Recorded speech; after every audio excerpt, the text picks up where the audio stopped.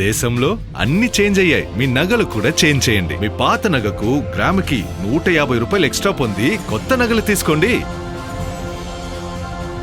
అదే తక్కువ తరుగుకు మీ లలితలో మాత్రమే.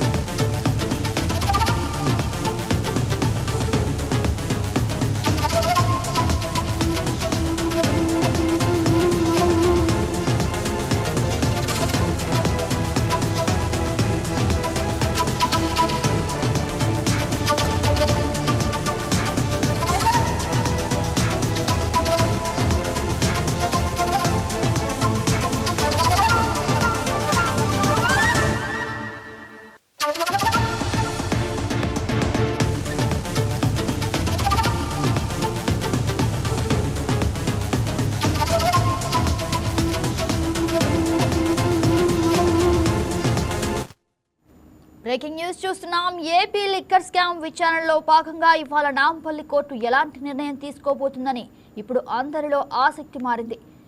195 కోట్ల కుంభకోణానికి సంబంధించి మనీ లాండరింగ్, హవాలా లావాదేవీలపై విచారణను ఈడీ అధికారులు మరింత ముమ్మరం చేశారు. ఈ స్కామ్లో దాదాపు 195.33 కోట్ల ప్రభుత్వ ఖజానాకు గండి కొట్టారనే ఆరోపణలపై లోతైన ఆధారాలు సేకరించేందుకు ఈడీ కోర్టులో కీలక పిటిషన్ దాఖలు చేసింది.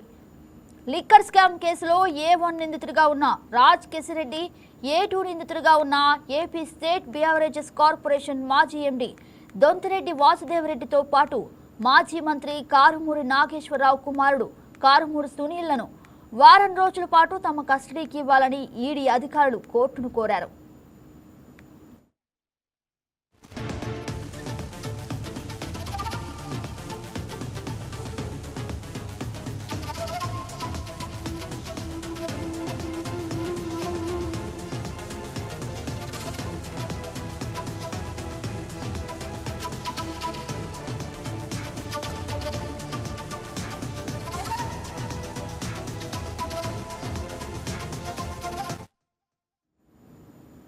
లిక్కర్ డిపోల నుంచి రిటైల్ దుకాణాల వరకు మద్యం రవాణా చేసే టెండర్ రేట్లను కృత్రిమంగా పెంచి ఒక సిండికేట్గా ఏర్పడి భారీగా నిధులు మళ్లించినట్లు ఈడీ ప్రాథమిక దర్యాప్తులో గుర్తించింది.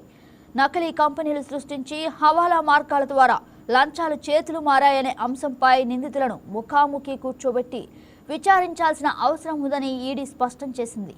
అయితే ఈ కస్టడీ పిటిషన్పై నాంపల్లి కోర్టు ఎలాంటి నిర్ణయం తీసుకుంటుందని ఇప్పుడు సర్వత్రా ఆసక్తికరంగా మారింది. మరోవైపు ఈ కేసులో ఈడీ ద్వారా అరెస్ట్ అయి రిమాండ్లో ఉన్న ప్రధాన సూత్రధారి, గత ప్రభుత్వ ఐటీ సలహాదారు రాజ్ కెసిరెడ్డి దాఖలు చేసిన రెగ్యులర్ బెయిల్ పిటిషన్పై విచారణ ఈ నెల 13వ తేదీకి వాయిదా పడింది. తనకు బెయిల్ మంజూరు చేయాలని కోరుతూ ఆయన కోర్టును ఆశ్రయించగా న్యాయస్థానం తదుపరి విచారణను వాయిదా వేసింది.